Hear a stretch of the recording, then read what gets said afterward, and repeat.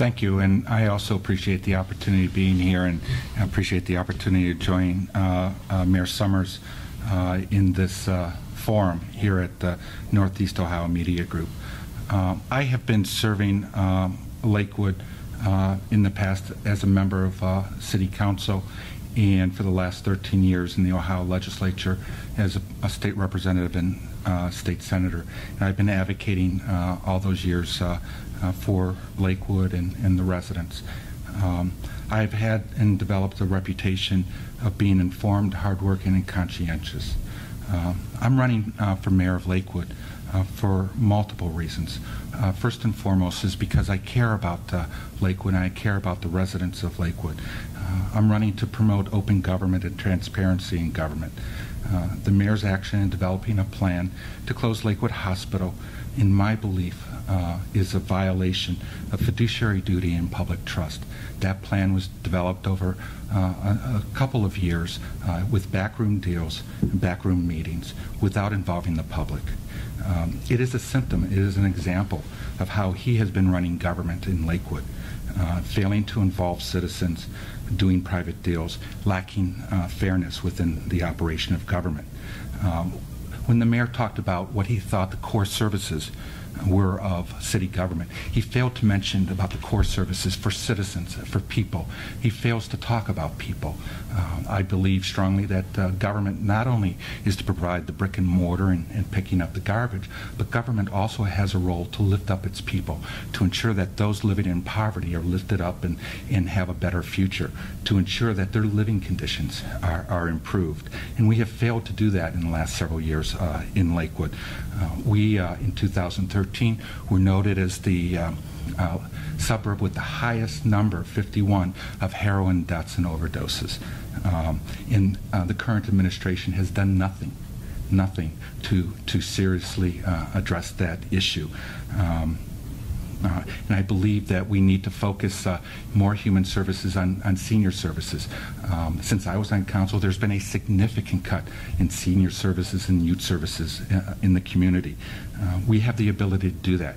We need to provide other city services better. So in the building department, years ago, you could get a permit within a day to do basic remodeling in your house. Now it can take up to a month. That is not appropriate in the operation of city government. My belief is that we need to make sure that we promote open, transparent government and a government that serves the citizens. Let me just ask you, Senator Skindell, you mentioned that there are more than one area where you feel Mayor Summers has not involved the people. Obviously, Lakewood Hospital is one of those, but what are some of the others where you feel there's been a backroom deal of some kind that has gone on? So the placing of Drug Mart on Detroit Avenue at the end of Grace.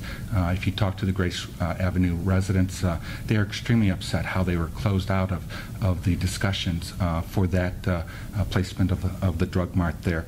If you talk to the folks at the Hilliard Triangle Economic Development with regard to Hilliard Triangle, people feel that they have been not treated fairly and have been locked out by city government. Okay. There's a lot there, sure. Mayor Summers, so why don't you go ahead and respond as you see fit? Well, the economic development in Lakewood is a very challenging conversation. We want vibrant commercial corridors. Everybody does. We also want vibrant residential neighborhoods. And that in Lakewood, the two coexist within feet. And every time we try and reconcile an investment to go forward on one, it oftentimes is a trade-off on another. And working that through is a challenging conversation. And it's always been that way in Lakewood and always will.